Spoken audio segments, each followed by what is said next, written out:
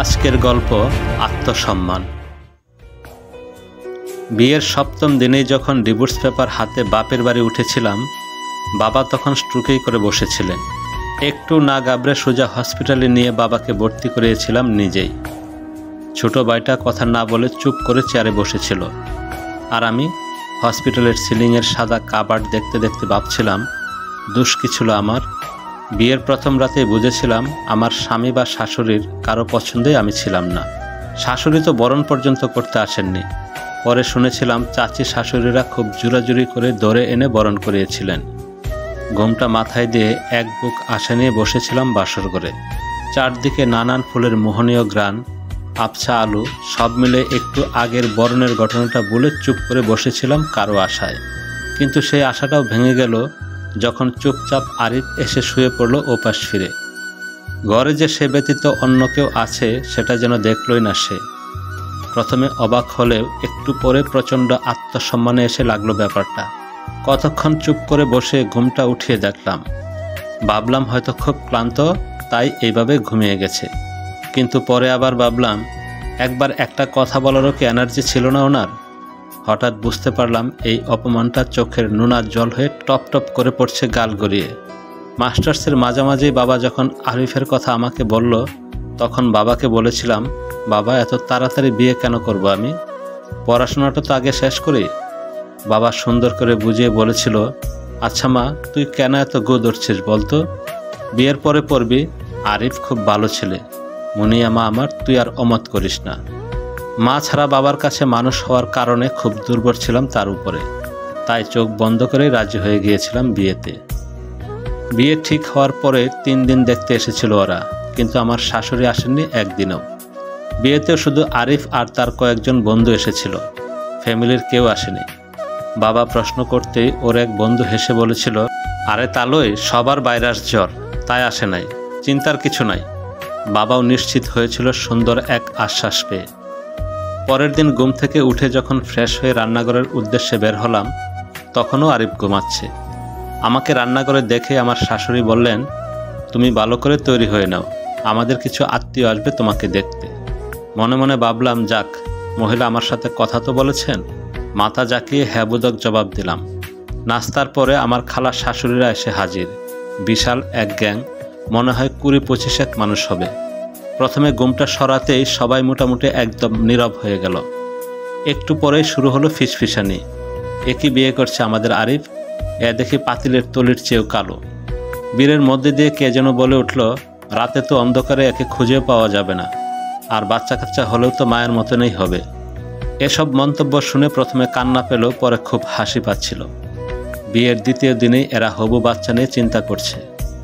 আর চোখে শাশুড়ি মায়ের দিকে তাকাতেই ওনার চোখে এক আদিম হিংস্রতার বহিঃপ্রকাশ দেখলাম। চক্ষু দুটা জ্বলছে, স্পষ্ট বোঝা যাচ্ছে। উনি খুব উপভোগ করছেন ব্যাপারটা। হঠাৎই যেন মাথায় বুট চেপে গেল। লোক লজ্জা সব ভুলে মাথায় ঘুমটাটা একটু সরিয়ে উঠে দাঁড়ালাম। প্রচণ্ড জিদ নিয়ে বললাম, বিয়ের আগে তো আমাকে দেখে এনেছেন আপনারা, তখন গায়ের রং দেখেননি? আর সাদা কালো সব আল্লাহর সৃষ্টি, এটা নিয়ে এত কথার তো কোনো প্রয়োজন দেখছি না আমি। আমার এইটুকু কথাতেই যেন বিমরুলের চাকে ডিল পড়ার মতো হলো। সবাই নানা কথা বলতে লাগলো। কেউ বলল, আজ তো একটা বেয়াদব মেয়ে, বাপ মা শিক্ষা দেয়নি বড়দের সাথে কিভাবে কথা বলতে হয়। কেউ বা আবার আমার শাশুড়িকে বলল, তোমার বউ এত বেয়াদব, 2 দিনে মুখে মুখে তর্ক করা শুরু করেছে, দিন তো আরও পরেই আছে। এত সব কিছুর রেজাল্ট পেলাম সন্ধ্যায়। আরিফ হুড়মুড়িয়ে ঘরে ঢুকে আমার খুপার মুঠ চেপে ধরে বলল, কালির ঘরে কালি, খালি টাকার জন্য তোরে বিয়ে করেছি, না হলে তোরে আমার ঘরের পাপুসও বানাতাম না। যা, এক্ষুনি আমার মা খালাদের পায়ে ধরে মাপ চাইবি, যদি মাফ না চাস কেটে টুকরো টুকরো করে ফেলবো। সজোরে আরিফের হাত থেকে আমার চুল ছড়িয়ে জ্বলন্ত চোখে তাকিয়ে বললাম, মাফ চাইব কোন দুঃখে? আমি কি করেছি? আমাকে সবার সামনে এমন অপমান করার কারণ কি? আমার এমন রূপ দেখে আরিফ এক লাথি দিয়ে দরজা খুলে বেরিয়ে গিয়েছিল ঘর থেকে। বাকি যে 5 দিন ছিলাম ওই বাড়িতে, প্রতিটা দিন মনে হয়েছে নিজেই নিজেকে শেষ করে দেই এই যন্ত্রণা থেকে মুক্তি পেতে। শেষের দিন তো আরিফ নিজে এসে একটা খাম হাতে দিয়ে বলল, তোর মতন মেয়ের সাথে আমার সংসার করা সম্ভব না, তুই আমায় মাফ কর। তোর কারণে সংসারের এত অশান্তি, তোর সাথে সংসার করলে আমার যে বাচ্চা হবে সেটাও তোর মতো কয়লা হবে। চামড়ার এই রং, তারপরেও এত তেজ তোর। আপনাকে অনেক ধন্যবাদ আমাকে মাফ করার জন্য। আর হ্যাঁ, আবারও বলে গেলাম, গায়ের রংটা এতটা ফ্যাক্ট না যতটা আপনারা এটাকে ফ্যাক্ট বানাচ্ছেন। এক কাপড়ে চলে এসেছিলাম ডিভোর্স পেপার হাতে নিয়ে, তারপরে এই হসপিটালে বসে আছি। এত দাক্ষা গত কয়েকদিনে খেয়েছি, এখন আর কোনো কিছুতে বিচলিত করতে পারছে না যেন আমায়। নিজেকে নিজেই কেমন জানি শক্ত করে ফেললাম। বাবা সে যাত্রায় অনেক নাকাল কুহায়ে সুস্থ হলেন। নিজেও আবার পড়াটা শুরু করলাম। ক্লাস, টিউশনি এইসবের মাঝে ডুবে যে সেই 7টা দিনের কথা ভুলে যেতে চাইলাম আমি। MBAটা শেষ করে একটা ব্যাংকে ক্যাশিয়ার পোস্টে জয়েন করলাম। বাবা বারবার বলতেন, মুনিয়া মা, আমি খুব অন্যায় করেছি তোর সাথে, আমাকে ক্ষমা করে দিস। বাবার কথা শুনে আমি বারবার ভাবতাম, আসলেই কি দোষ বাবার? উনি তো আমার সুখের জন্য নিজের সর্বস্ব দিয়ে চেষ্টা করেছেন। আসলে দোষ কারো না, দোষ আমার কপালের। আর এই নিয়তি মেনে নিয়েছিলাম। সারাদিন কাজ করে রাতে পড়তাম BCS এর পড়া। এমন করেই জীবন থেকে চলে যাচ্ছিল এক একটা দিন। ব্যাংকের সিনিয়র অফিসার নিয়াজ এসে একদিন ডেস্কে দাঁড়িয়ে বললেন, মুনিয়া, একটা পাখির নাম সেটা কি জানেন? জানি। পাখিটার চোখ খুব বড় বড়, ঠিক যেমন আপনার চোখ। সেই প্রথম হয়তো কারো মুখে নিজের প্রশংসা শুনেছিলাম। বাসায় গিয়ে আয়নাতে ভালো করে দেখতে লাগলাম, আসলে কি আমার চোখ বড় বড়? এমন করেই নিয়াজ আর আমি আস্তে আস্তে যেন কাছাকাছি চলে আসতে লাগলাম। BCS এর ফরেন গ্যাজেটে যেদিন নাম এসেছিল, সেদিন আমার চেয়ে বেশি খুশি হয়েছিল নিয়াজ। হাতে হাত রেখে বলেছিল, ওগো কাজল কালো নয়না তোমারে সুদায়, বাঁধবে নাকি আমার শুনে তোমার রাত্রি দিন, সেটাও যে সুদায়। এই পৃথিবীতে মনে হয়েছে এই একটা মানুষই আছে যে কিনা আমাকে আমার গায়ের রং দেখে নয়, ব্যক্তি আমিকে ভালোবাসে চিরন্তন। সেই ভয়ানক 7 দিন ভুলে আবার শুরু করলাম জীবনের নতুন অধ্যায়। আসলে নতুন করে জীবনকে দেখতে শুরু করলাম। যেহেতু ফরেন গ্যাজেটের ক্যাডার ছিলাম, প্রথমেই পোস্টিং দিল সুইডেনের স্কটহোমে। বিয়ের 3 মাসের মাথায় চলে গেলাম। এরপরে জীবনের গাড়ি ঘুরতে লাগলো আর আমিও দৌড়াতে লাগলাম, কখনো বার্লিনে, কখনো বা ডারবানে। নিয়াজের এই নিয়ে কখনো আপত্তি ছিল না। তার এক কথা, এই উসিলায় সে দুনিয়া ঘুরে দেখতে চায়। পিউ যখন আমার পেটে 8 মাসের, তখন আমি সিডনিতে নিয়াজের হাত ধরে বলেছিলাম, আচ্ছা, আমাদের বাচ্চাটা যদি কালো হয় তখন কি তুমি রাগ করবে? আমার গালটা নিজের 2 হাতের মুঠোয় পুরে নিয়াজ বলেছিল, আমার চোখে পৃথিবীর সেরা সুন্দরী হলে তুমি। যদি আমার বাচ্চাটা আমার মতন দলা মোলা হয় তাহলে বরঞ্চ বেশি খারাপ লাগবে, বুঝলে কৃষ্ণকলি? সেদিন আবারও একবার মনে হয়েছিল, আসলেই পৃথিবী অসম্ভব সুন্দর। কাব্য, কথা, পেজ। না, মেয়েটা একদম আমার মতো হয়নি। তার বাবাকে খারাপ লাগিয়ে একদম বাবার মতো দুধে আলতা গায়ের রং নিয়ে পৃথিবীতে এসেছিল। যেতে যেতে 9টা বছর চলে গিয়েছে পিউ পৃথিবীতে আসার পরে। আমার এই ভয়াবহ জবের কারণে নিয়াজ চাকরি ছেড়ে দিয়ে অস্ট্রেলিয়ায় ব্যবসা শুরু করেছে। মেয়েকে সামলানো, বাসা দেখাশোনা সবই ও করে। আর আমি মেহমানের মতো মাঝে মাঝে বেড়াতে আসি। এমন করেই দিন যাচ্ছিল। আমার শ্বশুর অসম্ভব অসুস্থ। বিয়ের পর সাধারণত শ্বশুরবাড়ির সাথে এতটা যোগাযোগ রাখতে পারিনি, তাই নিয়াজদের বাসার লোকদের চিনি অতটা বেশি না। নিয়াজ আর পিউ আমার শ্বশুরের অসুস্থতার কারণে 2 দিন আগেই বাংলাদেশে পৌঁছে গেছে। আমি আটকে গেছিলাম অফিসের জরুরি কাজে।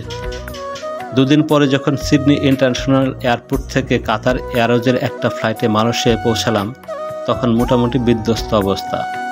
8 ঘন্টা 35 মিনিটের ফ্লাইটে মোটামুটি 8000 বার জাকি দিয়েছে। মাত্র 2 ঘন্টার ট্রানজিট মালয়েশিয়ার ইন্টারন্যাশনাল এয়ারপোর্টে।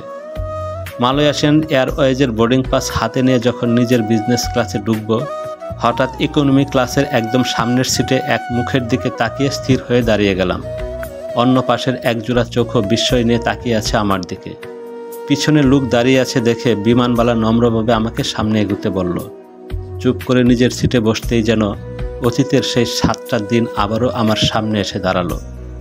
মালয়েশিয়ান এয়ারওয়েজের সেই 2 ঘন্টার ফ্লাইট আমার কাছে যেন 200 বছরের দূরত্বের মতো লাগছে। বাংলাদেশের হযরত শাহজালাল আন্তর্জাতিক বিমানবন্দরের প্লেন ল্যান্ড করতেই যাত্রীরা মোটামুটি আস্তে আস্তে নামা আরম্ভ করলো। আমি ইচ্ছে করে সবার পরে নামলাম যাতে আরিফের মুখোমুখি হতে না হয়।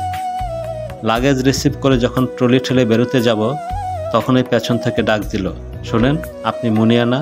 হ্যাঁ, আমি মুনিয়া। আরও একটা বড় পরিচয়, আমি আপনার 7 দিনের বউ ছিলাম। নিজেকে খুব শক্ত করে উত্তর দিলাম। আরিফ আরও এগিয়ে এসে বলল, মালয়েশিয়া থাকো বুঝি? আমিও ওখানেই কাজ করি। আর হ্যাঁ, এখনও দেখে আগের মতোই অহংকারী আছো। পিউ আর নিয়াজ এসে দাঁড়িয়ে আছে এক্সিট পয়েন্টে। আমি এখান থেকেই দেখতে পাচ্ছি ওদের। আরিফ আবারও বলল, গায়ের রং তো এখনও আগের মতোই আছে। বিয়ে শাদী কিছু হয়েছে নাকি কারো গলায় ঝুলতে পারোনি এখনও? আমি বিয়ে করেছি দবদবে ফর্সা এক মেয়েকে। এসব শুনতে শুনতে বেরিয়ে এলাম এয়ারপোর্ট থেকে। সামনে আরিফের দবদবে বউ আর তার সাথে কালো শ্যামলা কিন্তু মিষ্টি একটা মেয়ে। লোকটার কথা শুনে আবারও হাসি পেল। মনে হলো অনেকক্ষণ শুনেছি, আবার কিছু বলার পালা। ঘুরে স্থির হয়ে আরিফের দিকে তাকিয়ে বললাম, আমার গায়ের রং যেমন কালো এখনও আছে, আপনি তেমনই অভদ্র এখনও আছেন। কাউকে তুমি করে বলাটা অভদ্রতা। আর আমি মালয়েশিয়া থাকি না, আমি অস্ট্রেলিয়ায় থাকি। বাংলাদেশ এম্বাসিতে জব করি, হাই কমিশনার আমি। আর সর্বশেষ প্রশ্নের উত্তর, আমি কারো গলায় ঝুলিনি, বরং আমাকেই জোর করে গলায় ঝুলিয়েছে একজন। আর হ্যাঁ, আমার মেয়েটা কিন্তু আপনার মেয়ের মতো শ্যামলা না, দবদবে ফর্সা। ওই যে আমার মেয়ে। কিন্তু মজার কথা কি জানেন? মেয়ের বাবার খুব খারাপ লেগেছিল কেন মেয়ে আমার গায়ের রং পেল না। বয়স তো কম হলো না, সময় আছে, চেঞ্জ হন। এইটুকু বলে সোজা হাঁটা শুরু করলাম নিয়াজ আর পিওর দিকে। পিছনে পড়ে রইল এক নিচু মনের মানুষ, যাকে মানুষ বলাও অন্যায় হবে হয়তো। সব কিছু বিসর্জন দিয়ে বাঁচা যায়, কিন্তু আত্মসম্মান ছাড়া মানুষের মেরুদণ্ডটাই যেন ভেঙে যায়। আমি আমার আত্মসম্মান কখনো বিসর্জন দেইনি, দেবও না।